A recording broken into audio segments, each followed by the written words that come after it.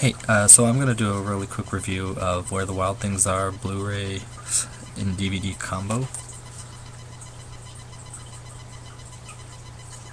I just picked this up today actually. It came out yesterday and had quite a time actually finding it.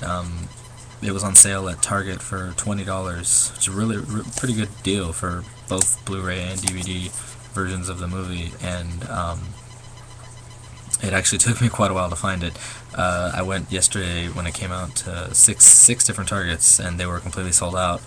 I tried again this morning, and luckily there was only two copies left, and I grabbed one.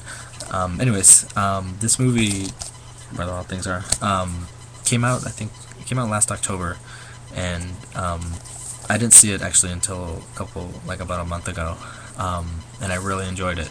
I'm a fan of the book by Maurice Sendak, and I'm a pretty big fan. I'm a good fan of Spike Jonze, the director of the movie.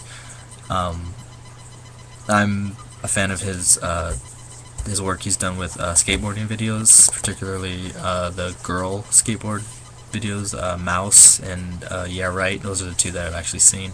Mouse being one of my all-time favorite skateboarding videos ever. It just those they're even if you're not into skateboarding, they have really good skateboarding as well because it's the girls chocolate team.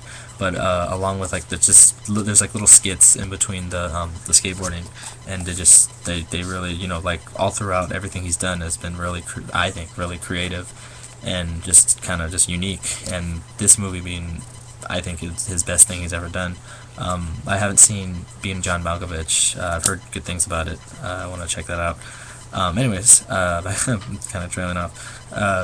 This movie, it went over a lot of people's heads when it came out. A lot of people just because I don't know what they were expecting actually. It's completely and unlike anything I've ever seen. It's its own story. It's its own thing. Aside from the book, it has nothing to do with the original book.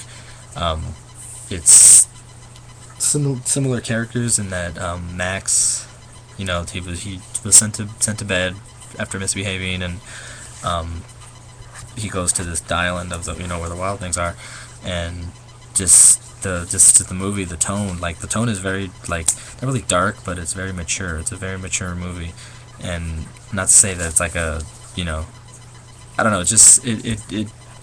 It's not what people expected, which I think is a good thing, and that's what makes it, I think, one of the better movies that came out last year, at least. And just to go over real quick the specs that are on the this release, it has another, I guess, Maurice Sendak short called Higglety Pigglety Pop, or There Must Be More to Life. I watched this earlier today, and you can kind of see a little sticker right there. It's like a little dog. It's actually it's kind of funny. It's actually it's weird. It reminds me a lot of Jim Henson, the old TV show he had. I have it actually. Real quick.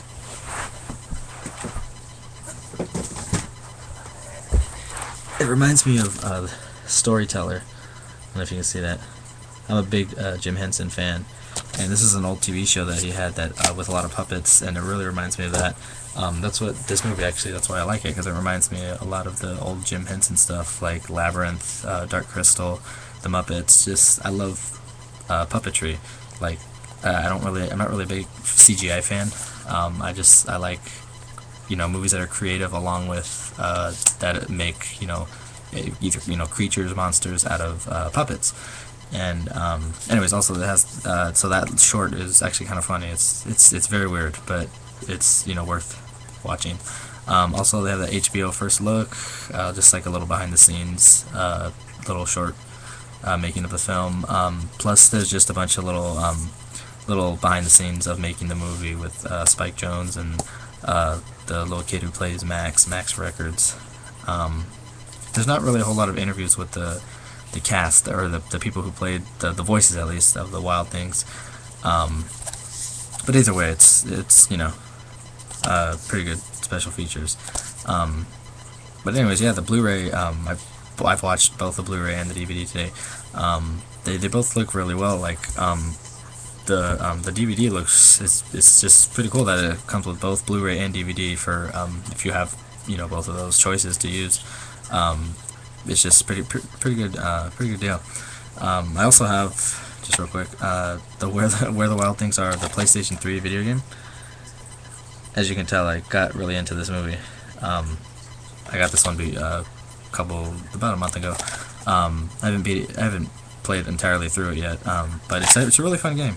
They're entirely different things. The video game and the movie has nothing to do with the movie, but which is actually kind of cool too, because it actually has its own story. It actually made up a entirely new story involving the Wild Things and Max and all that, and it's pretty fun to play, and it looks great. The graphics are really good, and it's just kind of fun to put yourself in the role of Max. But anyways, back to the movie.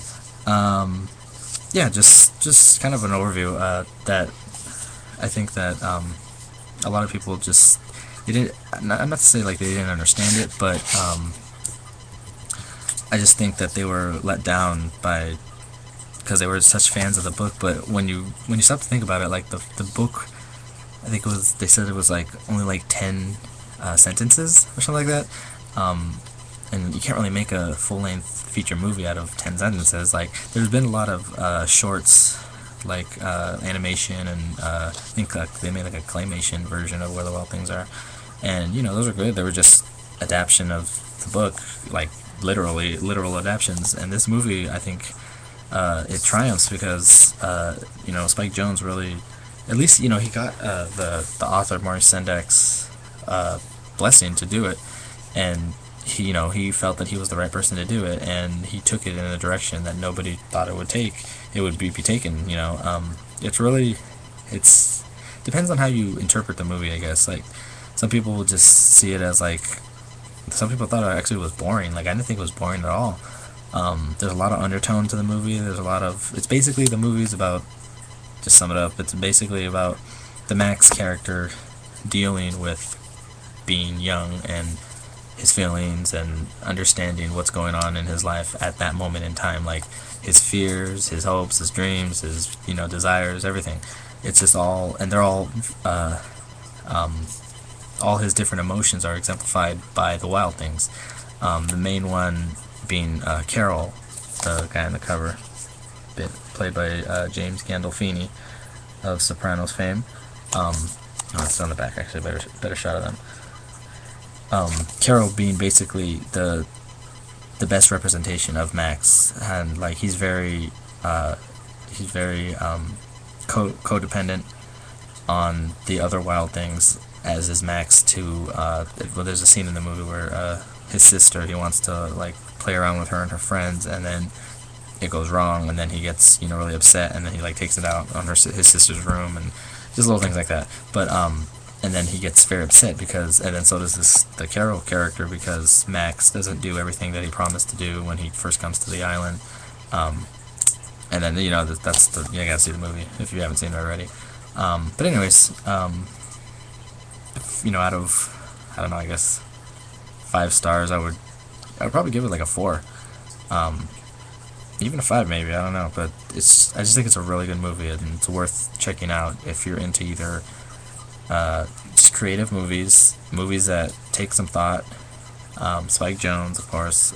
Even if you're a fan of the book, I would say, even if you don't have to be the biggest fan,